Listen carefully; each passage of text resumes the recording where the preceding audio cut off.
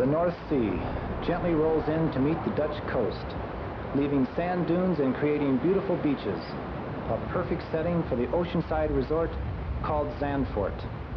Located 20 miles west of the Dutch capital, Amsterdam, this charming small town has always been a posh suburb, a relaxing haven where city dwellers can find a tranquil atmosphere. But it is the mechanical world of Formula One, which operates at Zandvoort Racing Circuit, that has made the name famous worldwide. The Grand Prix seen as a dramatic contrast to Zandvoort's city center, full of unique Dutch architecture, small quaint restaurants, quiet friendly people with a gentle approach to their seaside lifestyle. The beaches are filled all summer long, and many people travel the town and low-lying countryside on bicycles. But for 3 days a year, all of this is awakened by the thunder of Zandvoort, and Holland is transformed into the performance capital of the world. The circuit is one of the most challenging and loved Grand Prix tracks in international motor racing. Termed Flat Out for the Brave, a driver's circuit, too fast, on the limit, a thunder track where lightning strikes in the same place more than once every year. Certain Grand Prix layouts have their thunder spots. Monza has Curva Parabolica, Brands Hatch has Paddock Bend, and Zandvoort has the appropriately named Tarzan Corner. It is located at the end of the long pit straight where the turbo-powered cars touch 200 miles an hour. Many a brave battle has been won and lost during the 2.5 seconds of super hard braking from maximum speed into this 60-mile-an-hour on-the-limit curve. Recently, the corner has produced 3 spectacular accidents, such as Rene Arnoux hitting the Tarzan tire wall head-on at more than 150 miles an hour, emerging uninjured from his totally shattered Renault. The Dutch act as an excellent international host for thousands of Grand Prix fans from Belgium, Germany, England, and beyond. Over 100,000 of them storm to share the thunder, witness the track, cars, drivers, and teams, to be a part of the event during the Grand Prix of Holland.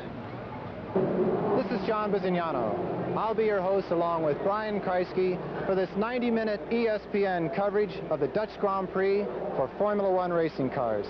Brian and I will be presenting technical reports, driver interviews, all the latest F1 updates, plus the fantastic Grand Prix race action. Brian, what specials do you have for us this weekend? Well, as you know, we spoke to Bernie Ecclestone, the president of the FOCA at the Austrian Grand Prix, and that was a bit of a controversial interview, to say the least. Well, here in Holland, we're talking to Jean-Marie Balestre, who is the president of the FISA. Now, the FISA is a governing body for worldwide motor racing, and there is a problem between the FISA and ACUS. You've got Bernadette Martin, the president of the ACUS. Now, ACUS is the American sanctioning body for the majority of races that take place in America, and FISA have said that there's a possibility they may withdraw their consent from the ACUS. So we're talking to both Balestre and Martin here in Zandvoort, and I think that should prove quite interesting. So please stay tuned after this short break, when we also answer the question, what is the fastest thing a Formula One car can do? Think about it. We'll be right back.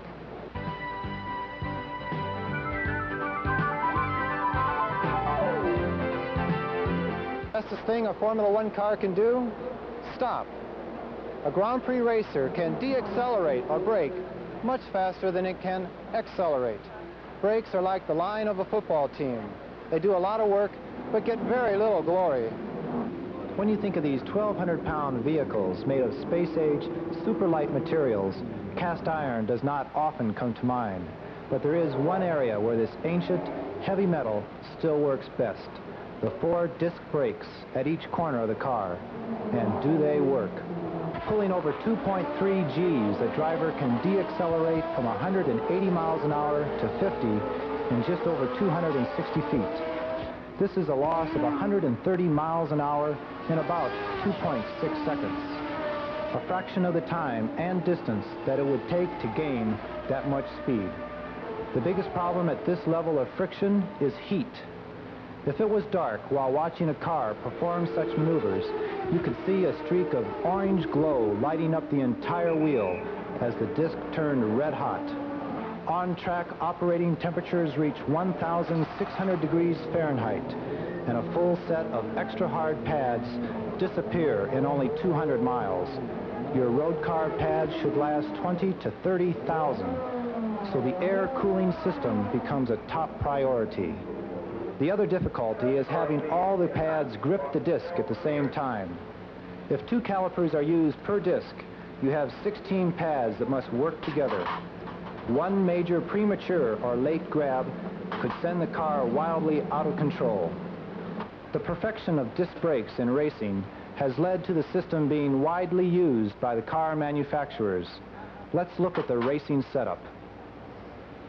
Now, when the driver pushes on the brake pedal, it activates these master cylinders where brake fluid is pumped through the steel lines out into the caliper. The caliper is what actually houses the brake pads, and these pads push on the disc, causing the deacceleration or braking. That's where the friction comes in. Tremendous heat building up on this brake disc. The only way to cool it is by air. As you can see, it's hollow, ventilated. The design inside pumps air on the inside and out, trying to cool it as best as possible before the next corner. You get a little extra boost of air from this brake duct. At high speed, a ram air effect going through here and channeled down into the center of the ventilated disc. More air you can get through that disc, the faster they're going to cool. A set of discs like this costs about $450, and they're only good for one race.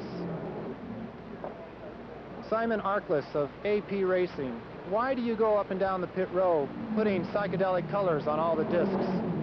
Well, this is to ensure that the brake pads and the discs are all working at their optimum temperature. And this enables us to keep a check on the temperatures and adjust the cooling to suit, and it varies from circuit to circuit and from driver to driver, so we have to keep a pretty accurate check to make sure they're working at their best. So each color goes off or burns at a different temperature? Yes, it vaporizes and burns off at a different temperature so that we can control exactly the temperature the discs are working at. Must be a nice thing to know. Sure, yeah, that's right. Even the most proven systems are under constant development in Formula One racing. For the latest state-of-the-art in making Formula One cars stop, we talked to Team McLaren's Steve Nichols, the only American engineer currently in Formula One. McLaren International has the most experience with the second generation of discs. Steve, could you tell us a little bit about your system?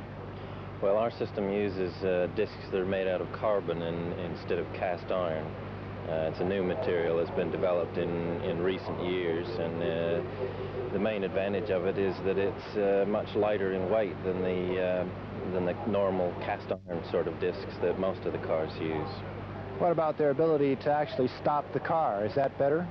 Yes, they actually stop the car quicker because they have a higher coefficient of friction, so they get better bite initially. They're less susceptible to temperature-related problems because they actually work better and better the hotter they get.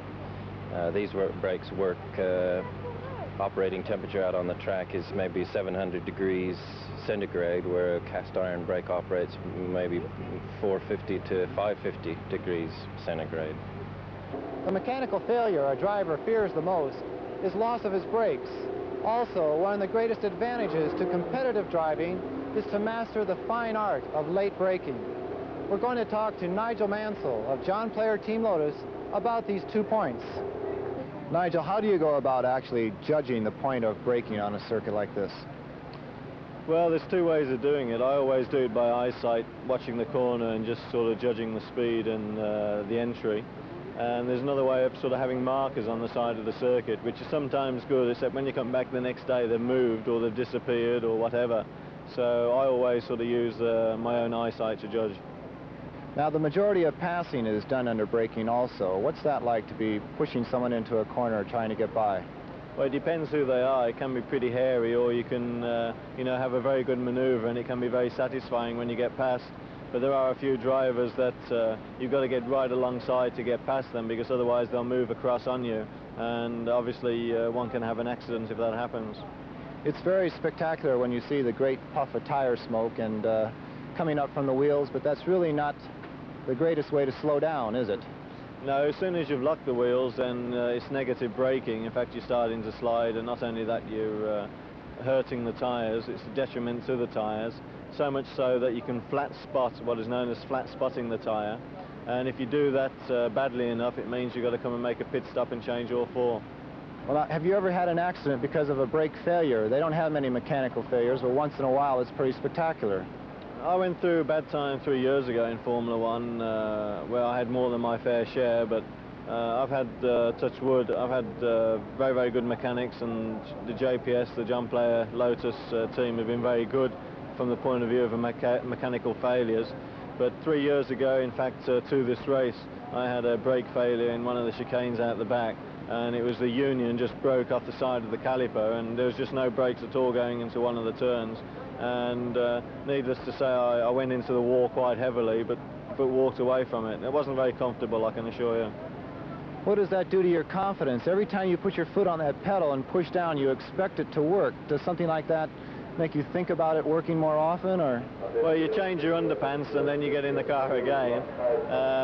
But seriously, I think it probably takes a couple of laps of, reassuring yourself the brakes are going to be there, because now on some of the turns you're going into them at 200 miles an hour, and it's essential you have your brakes.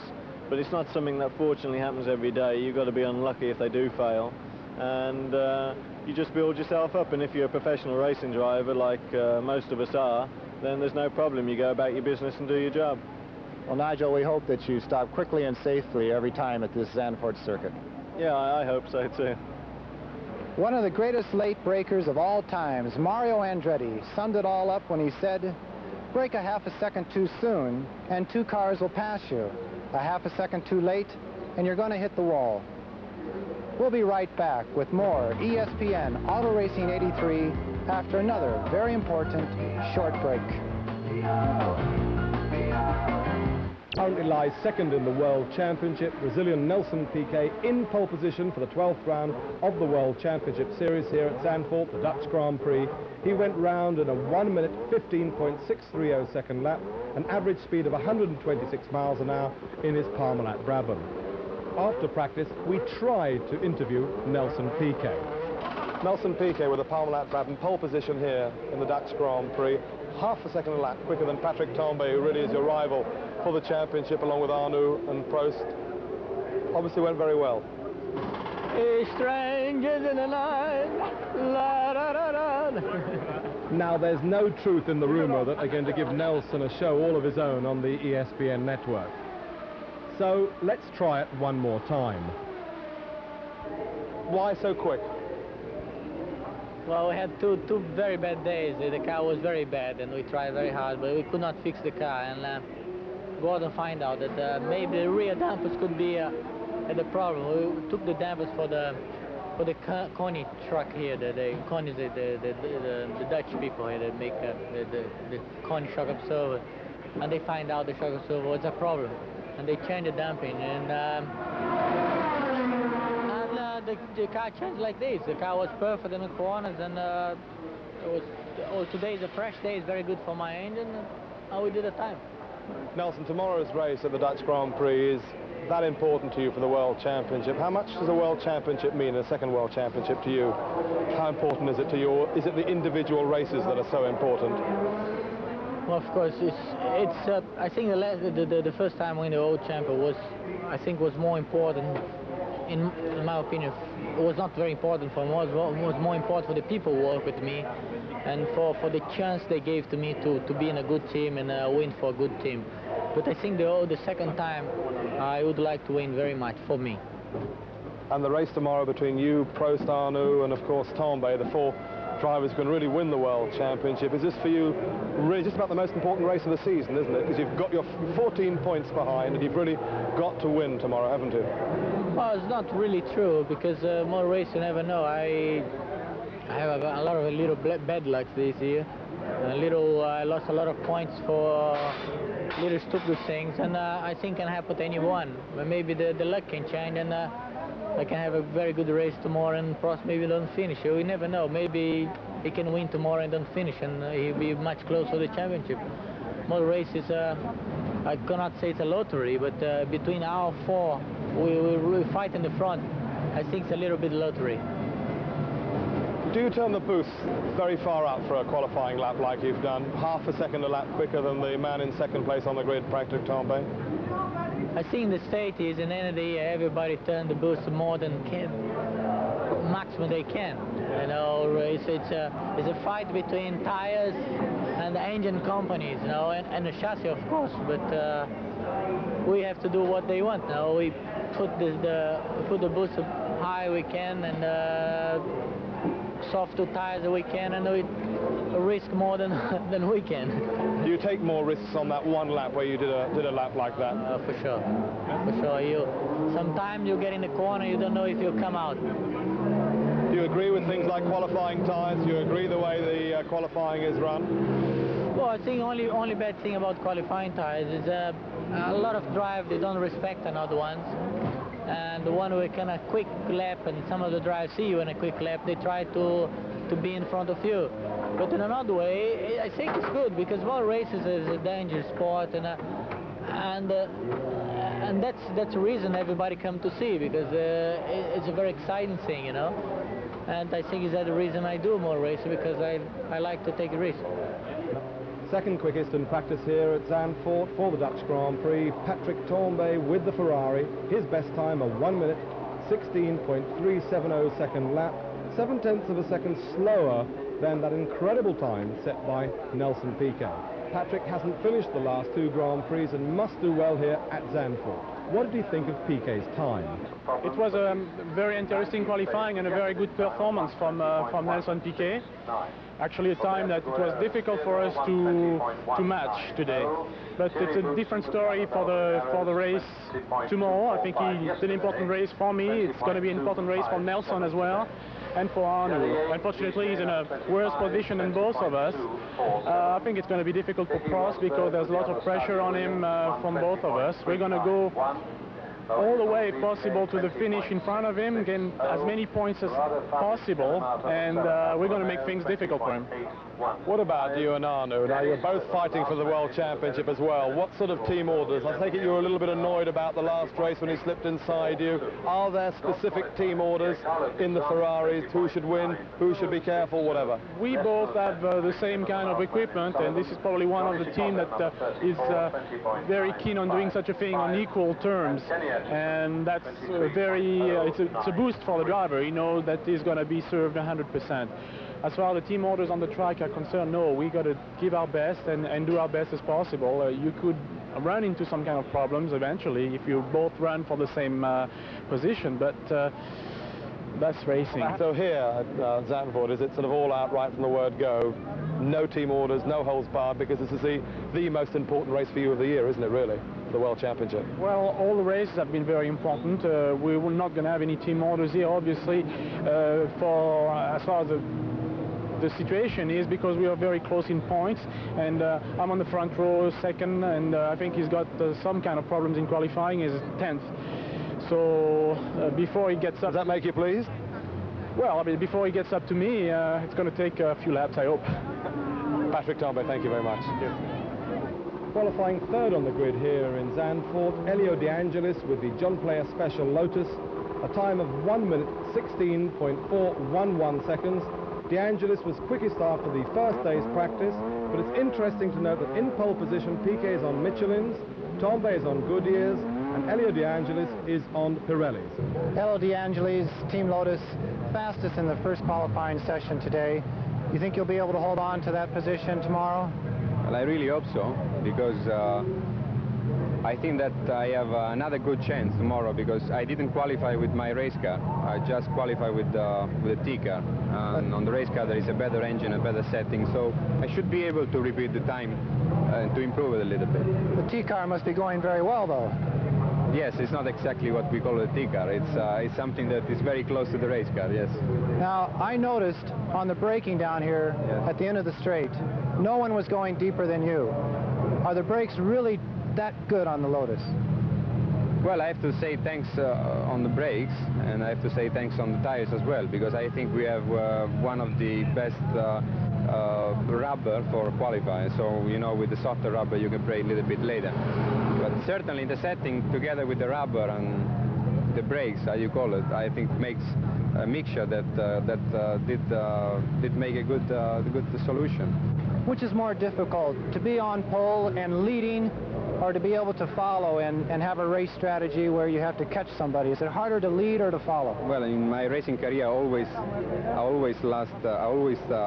catch somebody. You know, now I would like to do some of these boring race when you get the lead and you leave everybody behind you 30, 40 seconds. I hope so. Thank you. Well, there might be 3 different tyre companies in the top 3 places on the grid, but we've got 4 different manufacturers within the top 4 placings. Because 4th quickest is the current World Championship leader, Frenchman Alain Prost, with the Renault Elf Turbo. He did a 1 minute 16.611 second lap. Prost has already won 4 Grand Prix so far this season, more than anybody else. Has a comfortable lead in the championship. He has 14 points lead, but that could evaporate in these last 4 rounds of the World Grand Prix Series. In fact, the cars 3rd, 4th and 5th on the grid are all powered by the Renault Turbo engine, because in 5th place on the grid we have Nigel Mansell with the 2nd John Player Lotus. He went round in a 1 minute 16.711 second lap. So the Pirelli qualifying tyres going very well here at Zandvoort. 3rd and 5th place on the grid for the 2 Lotus cars, but their race tyre hasn't really proved that competitive. How did Nigel think his tyres would stand up in the race? Well, that's a $6 million question here, because as we look up at the sky, I don't really know what the day is going to do. At the moment, it's obviously slick tyres, but the ground is very damp, so I think any tyre would last at the moment. If it is dry this afternoon, and I don't mind whether it's dry or wet, but I prefer one or the other. I don't like the in-between, because then you've got to sort of virtually guess what you're going to sort of start on, like Monaco was this year. I hope that they will go the distance, obviously, because I'm running on them, but after Austria I have my doubts, but things nevertheless are looking very good from the point of view of the car and the team.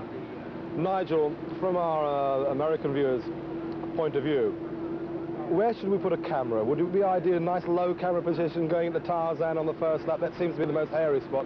Is that right? Well, I can assure you that there's a few guys at the front for the start of the race are going to try very hard to get into the lead on the first corner. And even with me being on 5th spot, if I can get a good getaway, good takeaway off the start, you know, I think I could stand a good chance. 6 on the grid of 26 cars for the Dutch Grand Prix is Riccardo Patrese with the 2nd Parmalat Brabham. Riccardo went round in a 1 minute 16.940 second lap. And all of these top times very close together indeed. And so it bodes well for the race. We had a tremendously exciting race in Austria. There's Riccardo, and we look forward to an equally exciting one here in the 12th round of the championship. Lots of interest here then in practice, and qualifying in 7th place on the grid, the British driver Derek Warwick with the Candy Tolman. He went round in a 1 minute 17.198 second lap.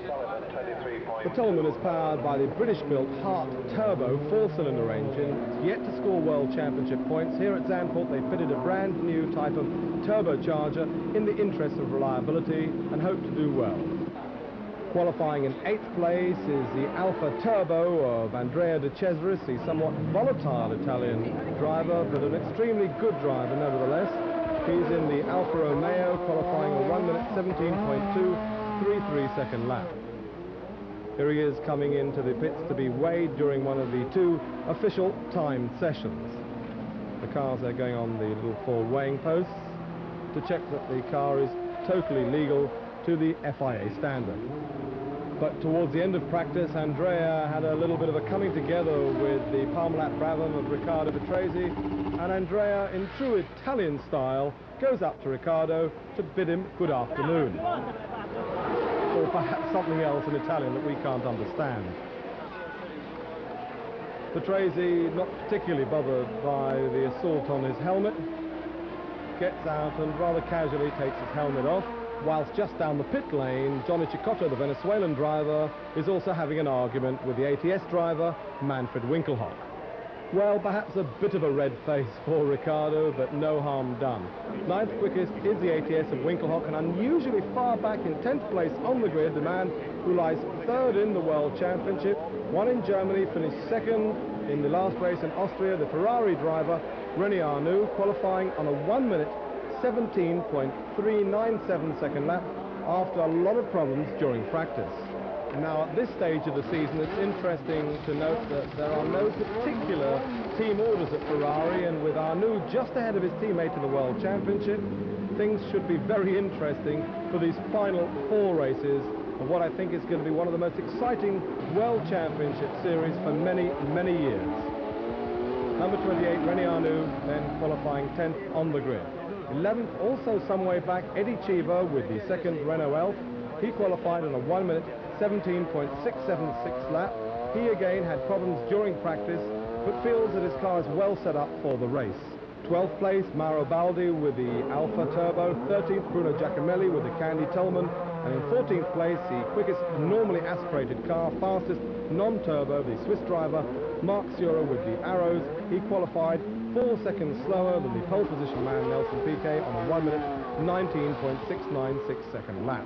In 15th place is John Watson with the McLaren, but that's powered by the normal Ford Cosworth, whilst qualifying in 19th place on the grid is his teammate Niki Lauda, the great Austrian driver, with the McLaren, but this car powered by the brand new TAG Porsche turbo engine, and the race here at Zandvoort is its debut race.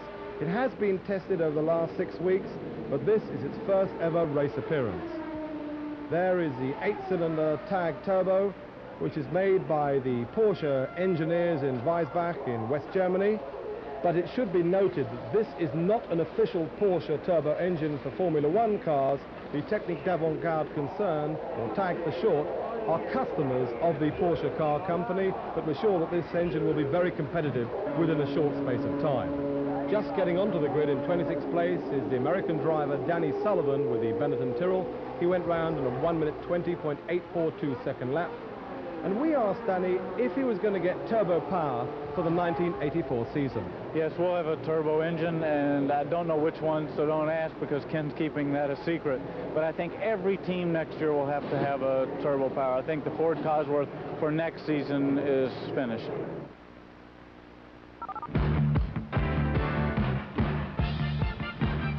Back to ESPN Auto Racing's coverage of the 1983 Dutch Grand Prix here at Zandvoort. And this is the time in the program when we put our major interview item in to you. Now, we have 2 people here who are very important to motorsport, Formula One in particular.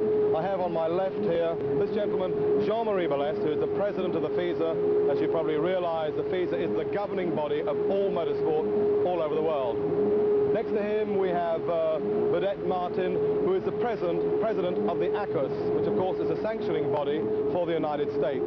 Now, my first question is going to be to Mr. Balestre. Jean-Marie, I understand that the FISA has stated that there is a possibility that they could take the authority away from the ACUS in America. Is this correct, and is this still your intention? Yes, because it's necessary to have the promotion for all the World Championship.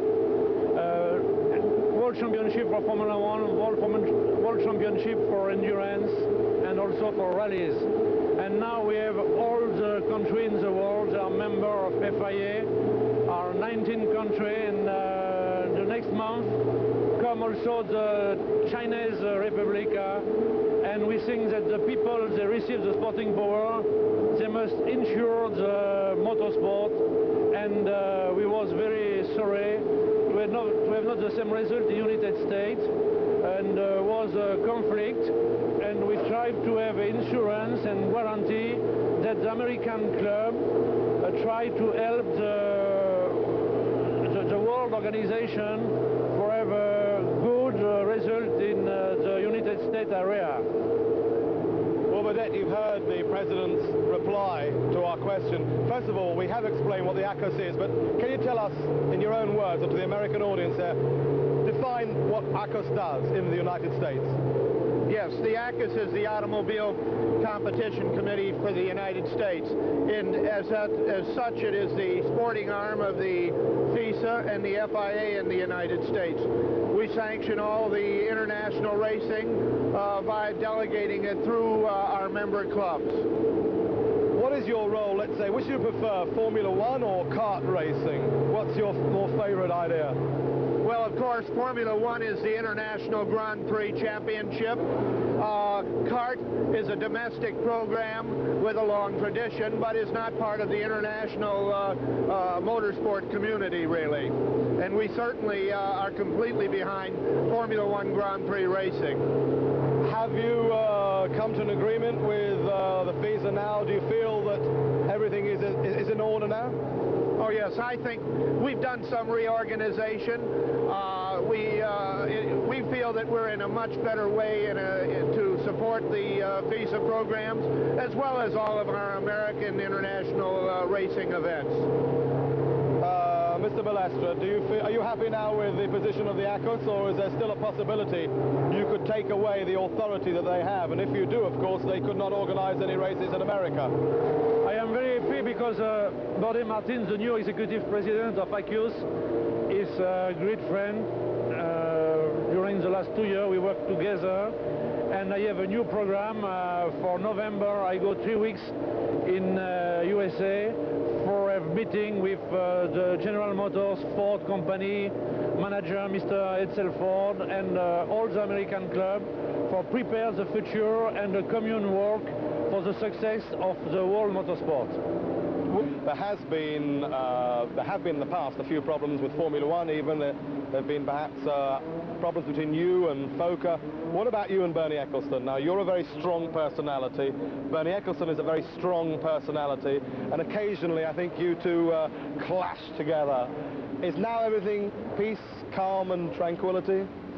I think it's my philosophy, we need right man in the right place. And the trouble in the past time was because the commercial people take too much place in the sporting area. Now we have new structure. Mr. Ecclestone is a very competent man, professional man for commercial problem, and he has the responsibility of the commercial problem.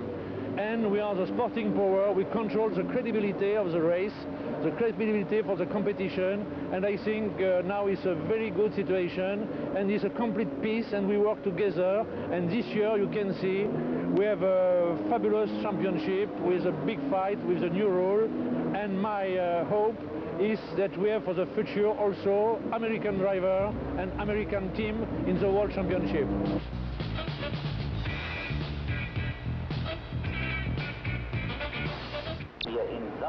Welcome back to ESPN's coverage of the 1983 Dutch Grand Prix, the 28th running of this great event. In total, more than 100,000 spectators are packed around the 2.44-mile Dutch circuit along the seaside coast just north of the Zandvoort town itself.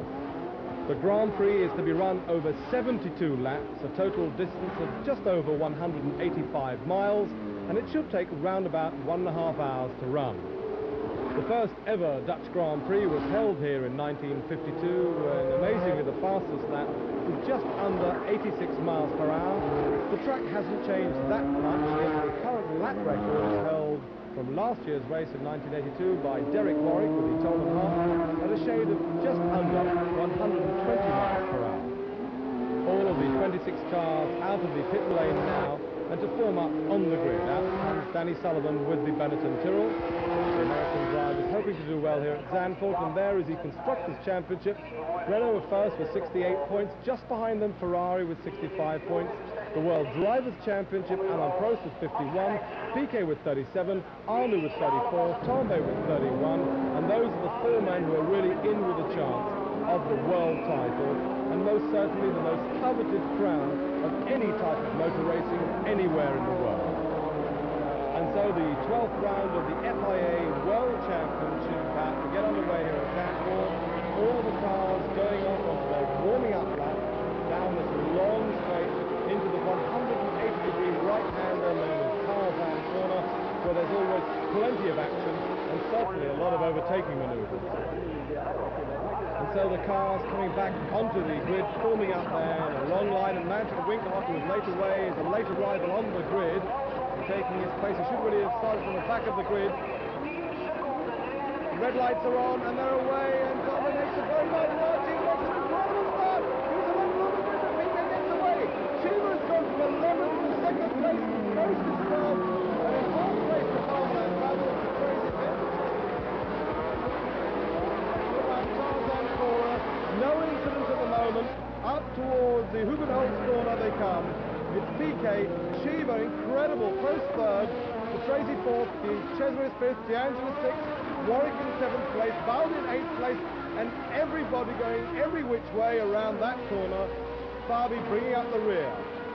But look at the lead that PK's got in less than a mile from the start. PK leads Cheever in 2nd place after that incredible start. Prost in 3rd place, the Tracy is 4th, the Chesris of the Alpha is in 5th place. And the Parmalat Brabham really has pulled away. Nelson Piquet leading. Cheever, Prost. Then comes Riccardo Patrese. Then Andrea de Cesaris.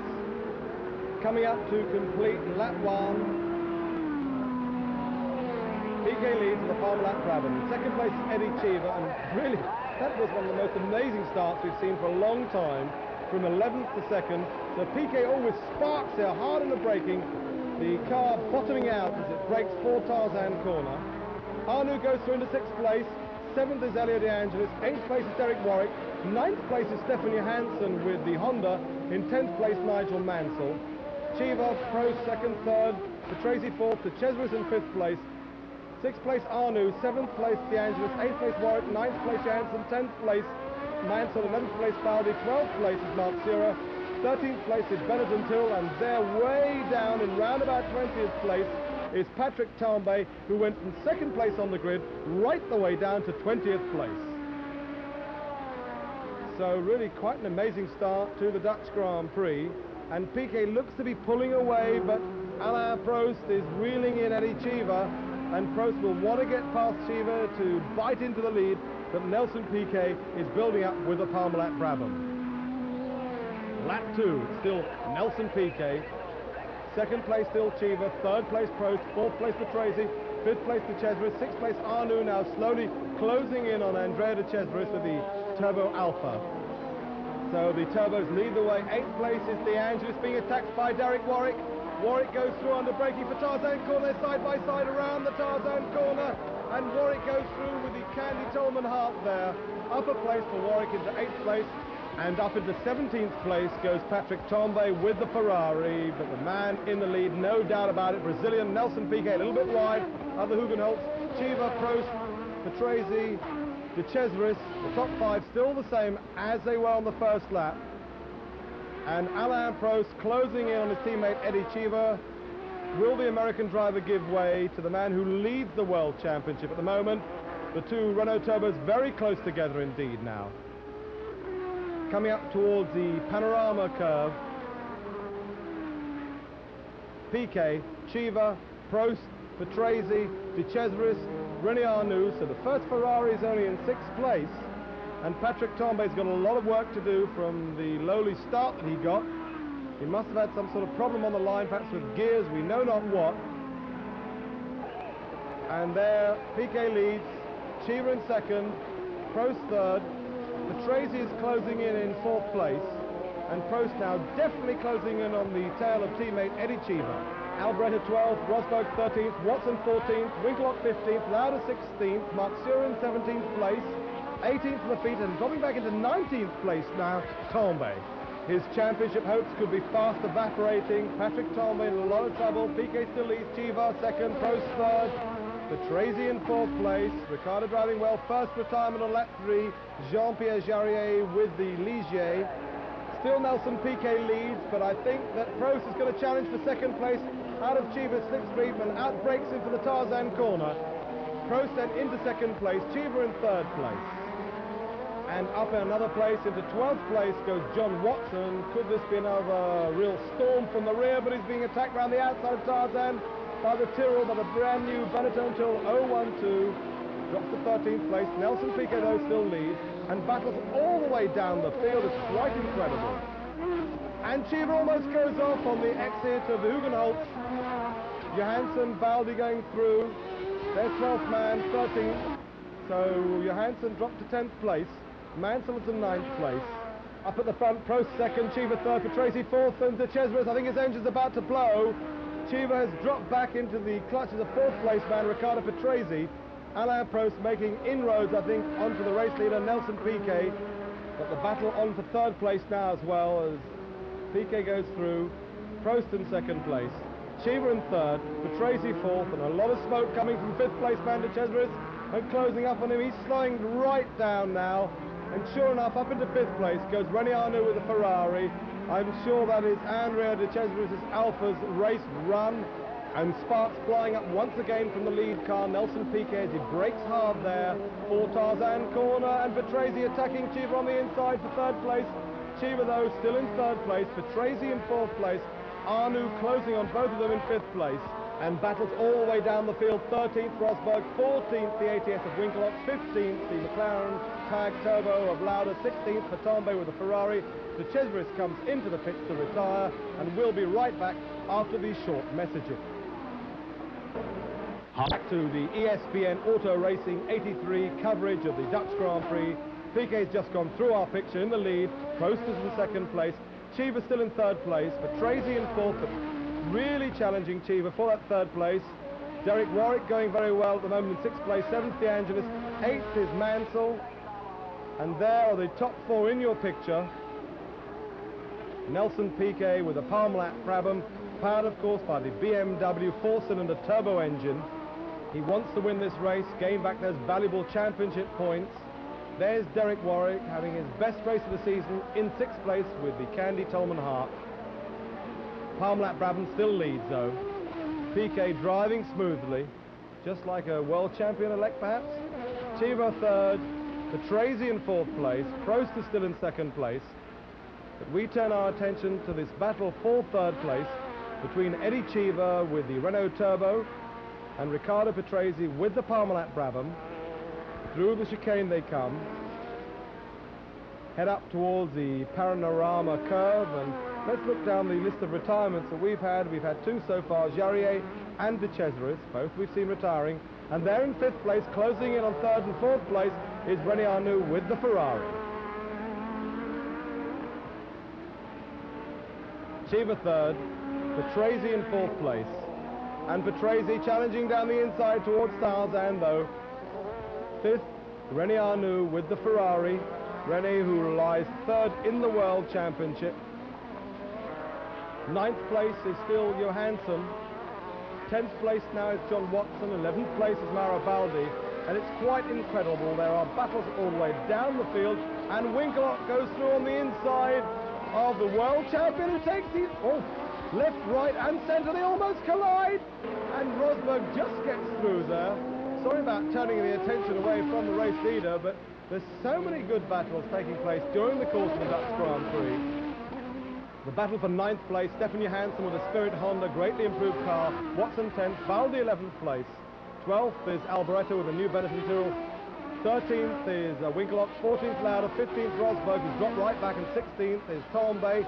In 21st place, the Benetton Tyrrell of Danny Sullivan. And the battle is on for 3rd place. Patrese tries to take Cheever, does so for 3rd place, but Cheever attacks coming down the inside into Tarzan corner. But Riccardo Patrese, new 3rd place man here in the Dutch Grand Prix, with the Parmalat Brabham. In 4th place then, Eddie Cheever. Johansson still 9th. 10th place for John Watson, and John Watson driving an absolutely storming race. New 3rd place man, Patrese. 4th place Cheever. 5th place closing in on Cheever is Arnoux. 9th place Johansson, right behind him again, John Watson in 10th place. 3rd, 4th and 5th now closing up. Patrese in 3rd, Cheever in 4th, the Ferrari of Arnoux in 5th, BMW versus Renault Turbo versus Ferrari Turbo. And once again we've seen the John Player Special Lotuses not quite as quick as they were during qualifying on their race rubber. So 3rd, 4th and 5th place, and I'll tell you someone who's not that far behind in 6th place, Derek Warwick, the leading Pirelli runner. So Warwick driving an absolutely incredible race here. And Watson looking down the inside to get that place off Johansson, who goes around side by side around the Tarzan corner, but into 9th place goes John Watson with the McLaren, and up another place goes the Tag turbo-powered McLaren of Niki Lauda. He's up into 13th place because Winkelhock's got ahead of both of them. Still the race leader though, Nelson Piquet. 2nd place, Alain Prost, not really making that much of an impression on the race leader. 3rd place still Patrese. 4th place Cheever.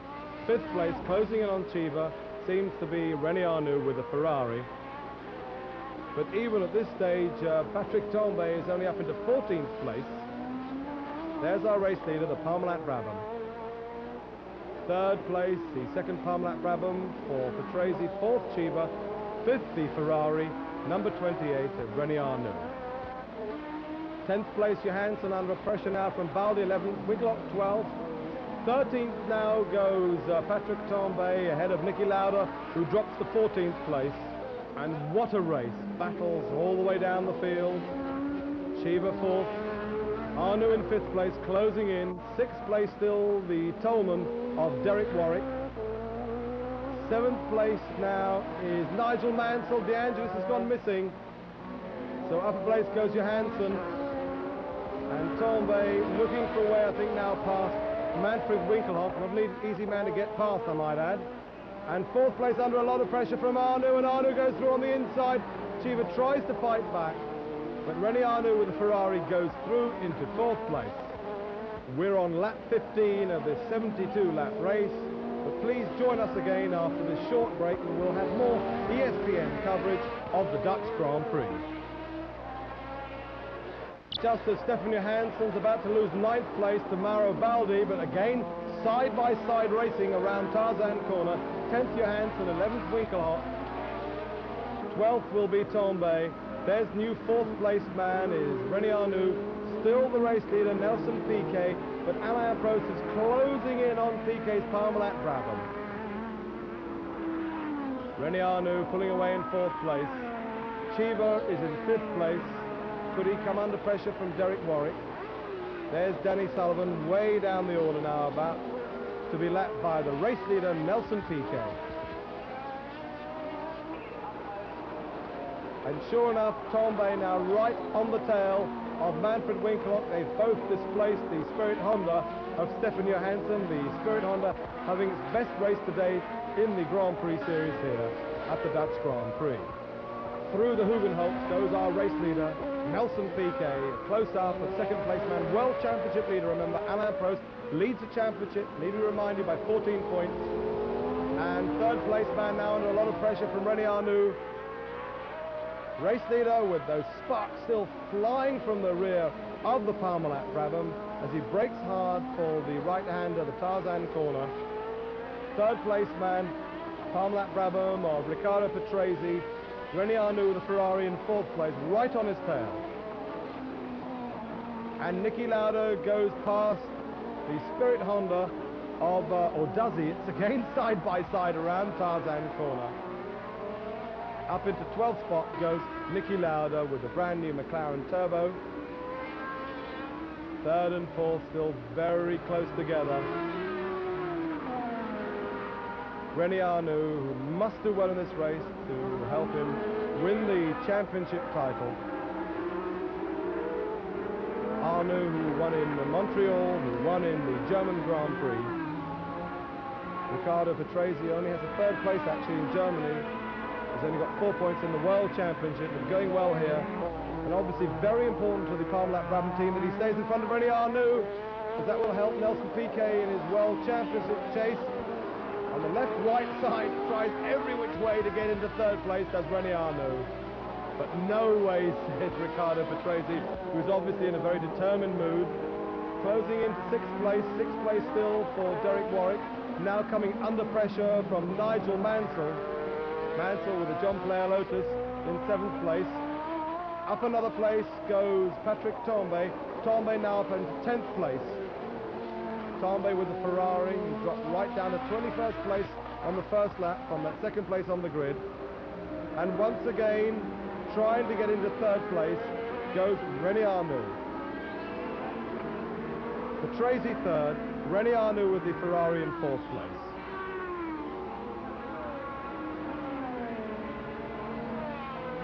And Arnoux is in an ideal position to try and pass going into Tarzan corner. Through goes our race leader. Prost closing a little bit on the race leader.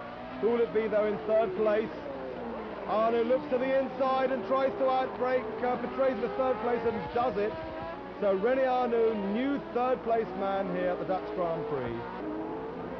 Arnoux third, Patrese in fourth place, Cheever fifth, Warwick sixth, Mansell in seventh place.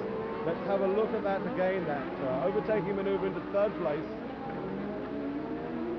Arnoux cleanly outbrakes Patrese for that third place. And into the pits comes the McLaren Turbo of Niki Lauda. Lauda, who got as high as 12th place. And I don't think this is going to be a scheduled stop. They're changing tyres in a matter of course. And Cheever's now right up with fourth place man Patrese. So Cheever trying to get up into fourth place from the outside of Tarzan. The only man who tried that and got away with that was Mario Andretti in 1979. And Mansell attacking for sixth place. Mansell tries to go through into sixth place and leads his braking to the very last moment. And he goes off! Nigel Mansell has gone off for the Tarzan corner. Well, as we see this accident in replay, we recall what Nigel said. Quite funny the way that drivers have this almost premonition of what may or may not happen. So Mansell falling foul of his own outbraking manoeuvre as we rejoin the race, and this battle on for fourth place between Riccardo Patrese and Eddie Cheever, fourth and fifth. Sixth, of course, is Derek Warwick. Mansell is out, Elio De Angelis is also out, Niki Lauda is out, Danny Sullivan retired also on lap 20, and Watson is challenging for sixth place, would you believe. Watson with a normally aspirated McLaren, the normal Ford Cosworth DFY, and he gets past into sixth place, past Derek Warwick, who drops to seventh place. Up into eighth place now goes the Ferrari of Patrick Tambay, but there's our top six. Piquet leads, 5 seconds behind him is Prost, then Arnoux, Patrese fourth, Cheever fifth, Watson sixth. The battle really on now for fourth place, Patrese, but Cheever has closed right up on him. Patrese, though, still in that fourth place. Seems to try, through goes Cheever. I think Patrese missed a gear. Cheever is through to fourth place, fifth place is Patrese, sixth place still Watson, and there Bernie Ecclestone watching his two Parmalat Brabhams, one in the lead, one dropped down to fifth place. The first of the pit stops, that's Jacques Lafitte. Lafitte down in 17th place, and there he's bungled his pits on a bit. He's started to rotate his rear wheels, which has caused a problem for the two mechanics putting on the new rims, the new tyres, and causing a delay in the fuel stop of Jacques Lafitte with the Saudia Williams. And this is really the time when the fuel stops are going to count. It's going to be race victory or not. In comes the Tolman of Derek Warwick, was in seventh place. Both Brabham and Renault getting ready for those all-important fuel stops. Derek Warwick gets out of the pits, gets away cleanly, and we'll be back with more race action from the Dutch Grand Prix after these shows.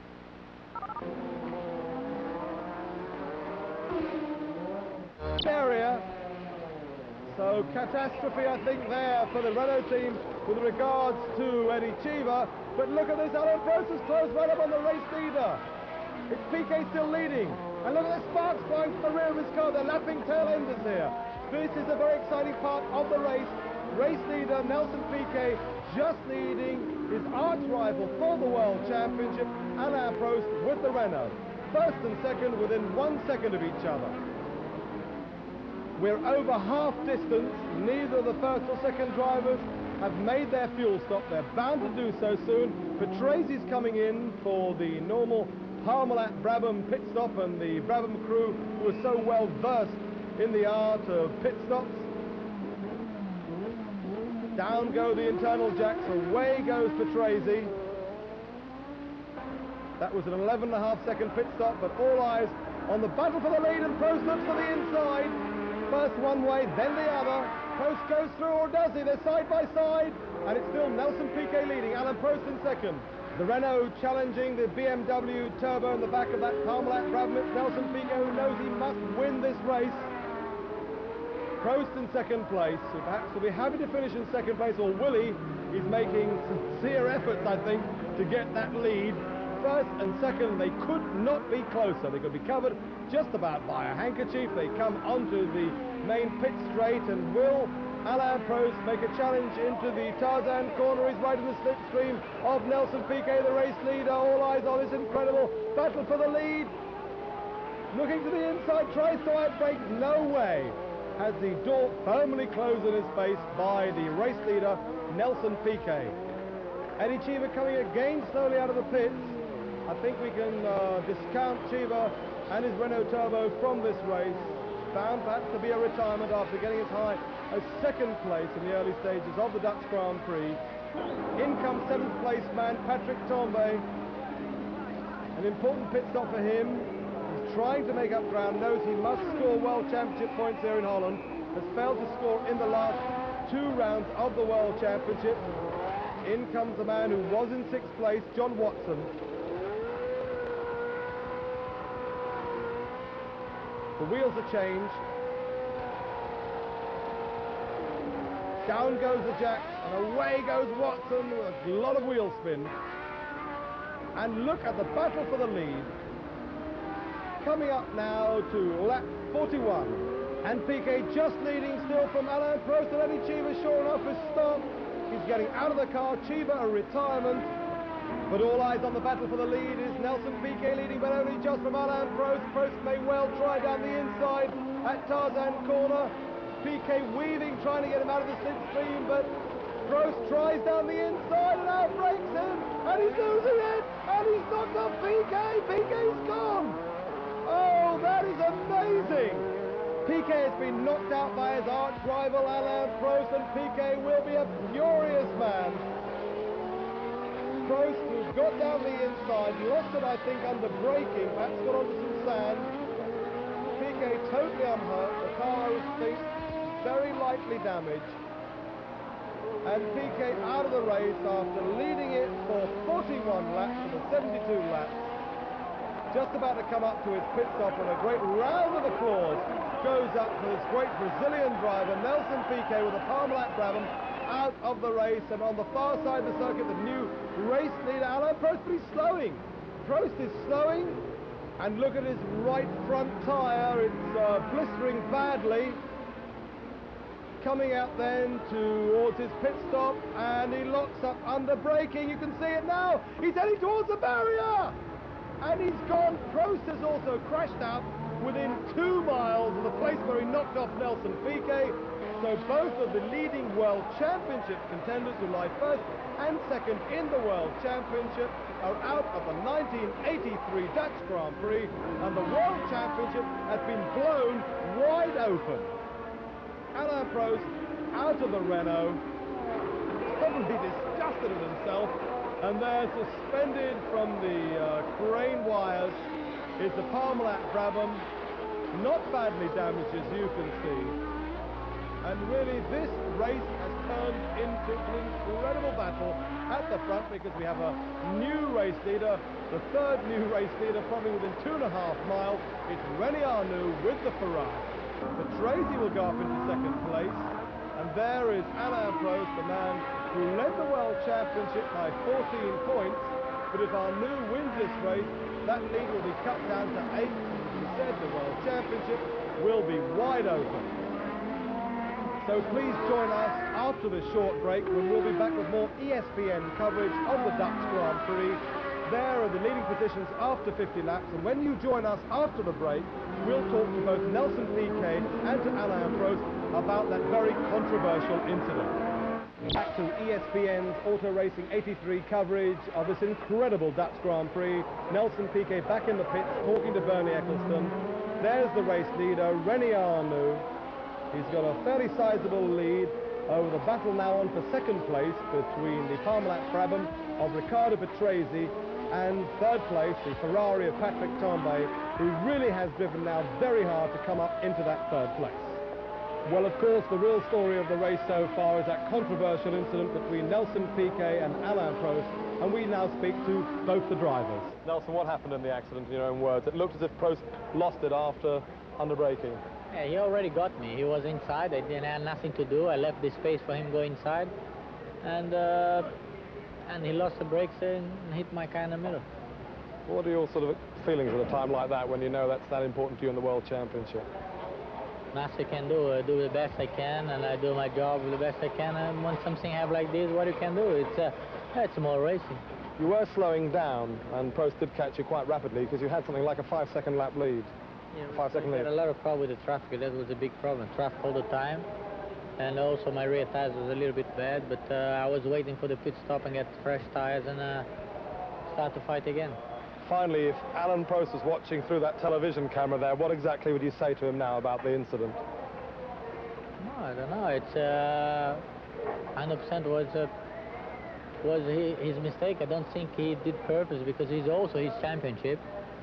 But wow, it's just everybody human being. Everybody can do mistakes. What happened down in Tarzan Corner? I tried to pass Nelson, but I had a problem with the front brakes, and my car goes on the left in the right corner, and I touched him just a bit, but just enough to have a problem with the front wing after. And in the fast corner before the straight, before the pits, I had a problem with his front wing, and he passed under the car, and I went completely straight on. You say that that is racing, and that's exactly what Nelson Piquet said. It could happen to anyone. But do you feel that you left your braking too late this one particular time? No, I don't think I brake later than the lap before, but I think if I did, for sure it's not his fault, it's my fault anyway, but I think for me it was not a big risk. I was sure to pass him in this corner, and I was just near him. But I had a problem with the front brakes because I think I was a bit too on the right of the track, and there was some sand on the track. And I had a problem with only one front wheel, and I went on the left. Monza is a very important race for you then. Yeah, but Ferrari is very quick in Monza, but I think Nelson is very quick too, and I'm sorry for him today. I hope he will win the race in Monza. Maybe if I finish second, it's a good place for me. Well, we're into the closing stages of the Dutch Grand Prix. Still René Arnoux leads. In second place Patrese. Third place is Tambay, but Tambay really is now closing in on Riccardo Patrese. There through goes René Arnoux, the race leader. Can he win the race for Ferrari, for himself? And look at the battle on for second place between the Parmalat Brabham of Patrese. Less than a second behind him now in third place is Patrick Tambay, who came up from 21st place at the end of lap 1. Fourth place now, the incredible John Watson with the McLaren powered by the normally aspirated Ford Cosworth. In fifth place, still going strong, Derek Warwick with the Candy Tolman. And in sixth place will be Mauro Baldi with the Alfa Turbo. But the man who possibly could have scored World Championship points at the Dutch Grand Prix, Manfred Winkelhock with the ATS, who's been going very well in the race. Remember, he was having that battle with Patrick Tambay earlier on, is being disqualified by the organisers because if you remember, before the start of the race, he did actually start rather late on the parade lap, and the rules state that if you start off late on that parade lap, you must start from the rear end of the grid, but he sort of weaved his way up into his starting position, and there you can see Manfred Winkelhock really angry, getting out of his ATS Formula One car and marching off behind the pits. Manfred Winkelhock there, a very, very annoyed driver indeed. I certainly wouldn't like to go and try and interview him now. So Winkelhock with the ATS out of the race after a good showing during the course of the race. Powered, of course, by the BMW turbo engine, and the current world champion, Keke Rosberg, coming in, changing the wheels. He's shaking his head, lifting his visor, and I think Rosberg, yes, Rosberg, a retirement from the Dutch Grand Prix. Rosberg, who got as high as 10th place out of the race. Not really going that well in these recent races when you consider that John Watson is up into 4th place, and there's this battle really joined now for 2nd and 3rd place between Riccardo Patrese and Patrick Tambay. most important that Patrese stays in that second place, taking those valuable World Championship points, 2 World Championship points away from Patrick Tambay. Parmalat Brabham leads the Ferrari, and really throughout the course of this Dutch Grand Prix we have had battles, if not for first and second, then for third and fourth, or fifth and sixth, all the way down, and off goes Bruno Giacomelli. Bruno Giacomelli with the Candy Tolman, who was in 12th place, having a little spin there. You see it in slow motion. Through comes race leader René Arnoux, well on his way to possibly his 3rd victory of the 1983 season. If he wins here, of course, he'll hoist himself up into 2nd place in the World Championship, ahead of both Nelson Piquet and Patrick Tambay. 2nd and 3rd, though, still very close together indeed. Into the Hugenholtz. And now the Ferrari closer than it's ever been before to the Parmalat Brabham, right on the gearbox. Out of the Hugenholtz, they go down the fast left right-hander into the Hunsberg, then into this corner called the Scheivlak, past the East Tunnel, into the Panorama curve they go. 2nd and 3rd still very close together indeed. And a violent puff of smoke from the rear of the Parmalat Brabham, and through into 2nd place goes Patrick Tambay. And the Brabham is slowing. Patrese is slowing in 3rd place. Tambay through into 2nd place. And yes, Riccardo Patrese, although still going, is slowing right down. So it is Patrick Tambay's Ferrari 1-2 at the moment. And Thierry Boutsen, who was as high as 8th place, has blown up in a big way with the arrows. So up into 8th place now will go Marc Surer. But no doubt about the race leader, it is still René Arnoux with the Ferrari. In 7th place is Stephanie Hansen with the Spirit Honda going very well. And there's new 2nd place man, Patrick Tambay with the Ferrari. And there in 3rd place is John Watson with the McLaren. In 4th place now will be the Candy Tolman of Derek Warwick. There is a very worried man, Brian Hart. If they can finish in 4th place, there's Alex Hawkridge, the man who started and who runs the Candy Tolman team. This would be a great day for them. It would be their first ever World Championship points after trying for 3 years. Where is Riccardo Patrese? And Nelson Piquet still trying to get on our television show, hitching a ride or Willie from the slowing Riccardo Patrese. Patrese slowing right down there. And what will Nelson Piquet do?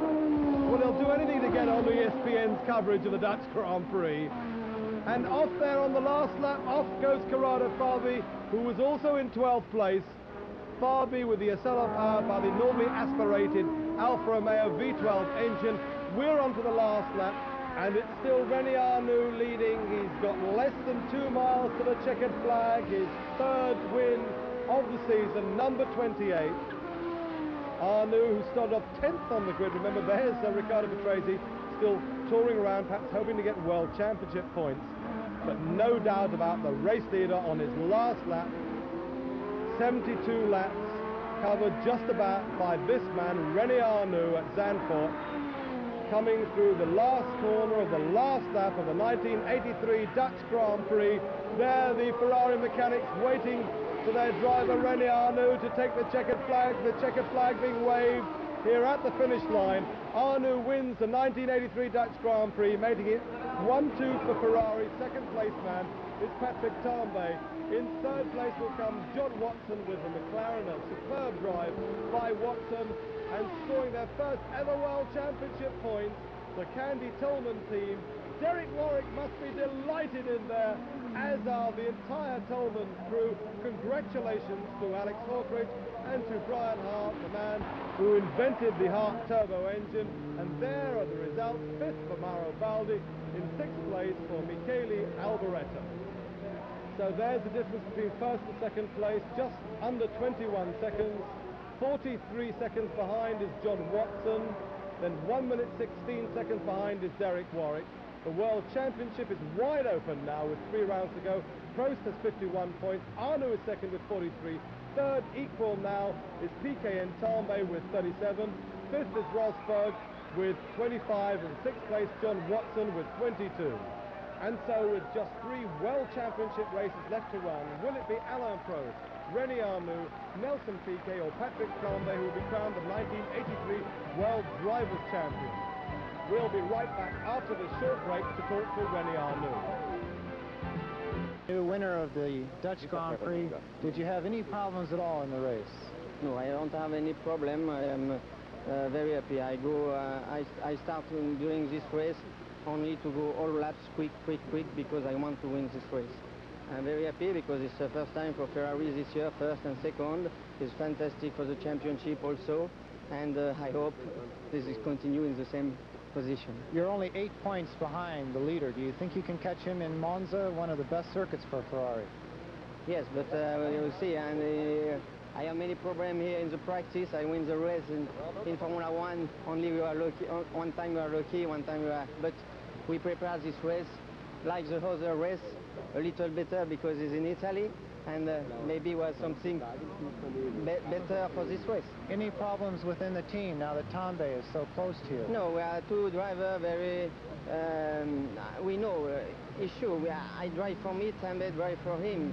But I think it's very, very important for me, and Tambay understand also like same of me that it's very important that two drivers go together, because for working in private test on the official test is very interesting. Is very to work together about the car, the tires, the engine. Is only this possibility to go quick. In the Constructors' Championship, Ferrari have taken the lead, have got 80 points. Second is Renault with 68. In third place is Brabham BMW with 41. Crown his victory, Arnoux also has a new lap record, 1:19.863, 123 miles an hour. This has been John Bizignano and Brian Kreisky. We've enjoyed bringing you this ESPN coverage of the Dutch Grand Prix. Thank you for joining us. Please watch your local listings for more ESPN Auto Racing 83 as we move from the seaside of Holland to the foot of the Italian Alps and the Grand Prix of Italy at Monza. Please be with us. Goodbye from Zandvoort.